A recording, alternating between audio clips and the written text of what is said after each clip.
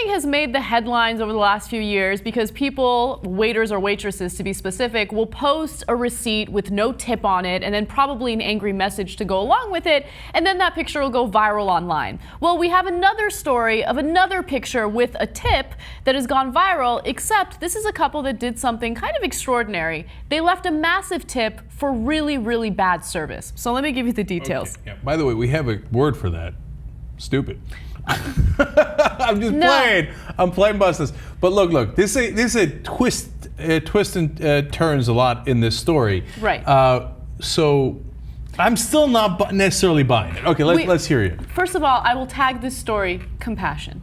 Okay. Oh, hashtag compassion. Let's see what happens. Let me give you the details. Okay, all right. Here's so the a couple in Iowa, Makenzie and Steven Schultz, go to a sushi restaurant. Okay, there they are. Lovely couple right there. Very cute. I love the flapper look she's got going on. And they go to this sushi restaurant called Kazoku, right? Now, they had terrible service that night. According to what they posted on Facebook, it took the server 20 minutes just to get them something to drink, water specifically, 40 minutes for an appetizer, and then more than an hour just to get their entree. So understandably, they were getting a little upset and they couldn't handle it, right? Finally, they eat their meal, the bill comes, and it's a $66 bill. They decided to leave a $100 tip. Okay, so why the hell would they leave such an incredibly huge tip for such terrible service? Well, here's what they had to say, and this is according to what they posted on Facebook. It was very obvious that the issue was being short-staffed, not the server. He was running around like crazy and never acted annoyed with any table. At one point, we counted he had 12 plus tables and also more than any one person can handle. So they noticed that this was like a really, really difficult night for the guy. He was running around. They were short-staffed. There's a picture of the receipt, which they posted on their Facebook page. And they also wrote the following. As I sat there and watched him run back and forth and apologized for the wait, I said to Steven, wow, this used to be us, waiting tables. Oh, hashtag not buying it. No, you're the worst. Okay, so when I first saw this story, I thought, this is fake. There's no way in hell this is a real story. These guys are just trying to toot their own horns, feel better about themselves, which, by the way, they probably still are doing it. However, BuzzFeed did contact the restaurant and confirm that the server received a $100 tip. The manager of the restaurant did confirm that, so this story is real. Did BuzzFeed ask the owner of the restaurant, hey, dude, why didn't you put a couple more waiters on staff? They should have. But I see this happen time and time again at restaurants, right? They want to be cheapos. They don't want to have all these workers at the same time. Okay, look, putting the kidding aside, I love these guys. Of course, they did a lovely, lovely thing. If you saw there on the receipt, they said hashtag paying it forward. They didn't say hashtag.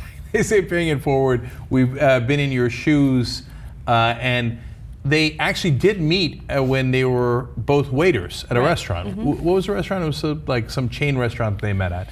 And the guy now runs a restaurant himself, okay? A barbecue joint. Barbecue joint, which he's obviously doing this as a giant ad for the barbecue joint. But anyway, so I have friends that I know on Facebook who'll do unbearable things like, oh, we're staying at the Four Seasons, but our valet's been a little slow.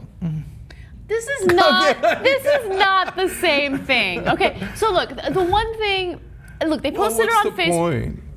What's the point of staying at the Four Seasons? Our bags are still not here. It's been 45 seconds. That's a completely different situation than what you see here with this couple that left the big tip.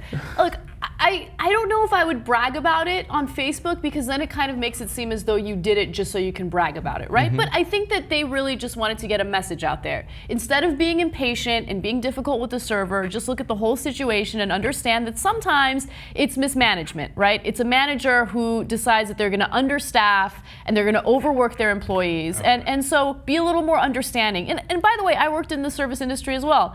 My days as a barista were horrible days, and I dealt with some of the worst people on the planet, right? So I'm a little more understanding when it comes to getting coffee or waiting on people or having people wait on me. Yeah, okay, here we go again. Like I know people who work as waiters, waitress, baristas, they're special people. Like, they're not special no, because like doctors don't have a real job, okay, because they've never actually been a waiter. Like, why are they in a magical category where we all have to be like, oh my God, you worked so hard? You know who they sound like? They sound like the guys at Goldman Sachs. Like, do you know how hard we worked? That's why we needed the billions of dollars. First of all, you're being a dick, okay? Doctors are already respected. Doctors are held to a high degree. People respect them and love them, right? When it comes to people in the food service industry, people shit on them all the time, right? And it's because of things that are out of their control. So the only message that this couple is trying to send is, hey dudes, just look at the whole situation. Don't be so quick to be difficult with people who are waiting on you. Look at the whole situation. So and you're needlessly being an asshole. Okay, go ahead. I agree. So I'm going to be less of a dick and more of a dick. So let me explain.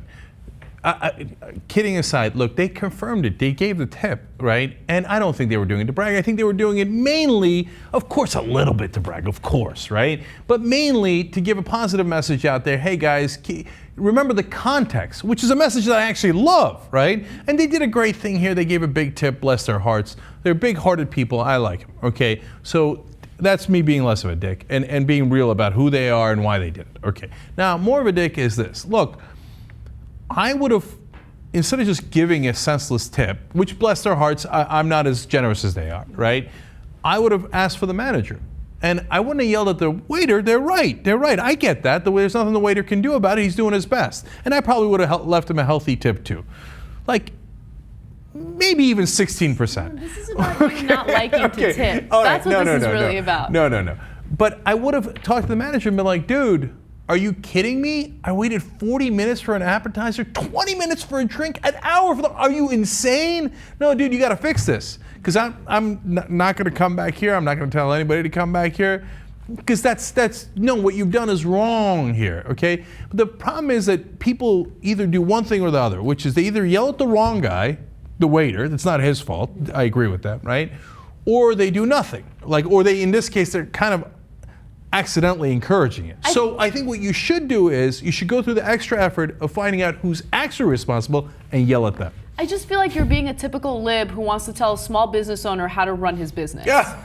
Okay, so you're getting... No, okay, you know what? You run your business any way you like and you'll run it right out of business. Let the free market decide. Okay. All right.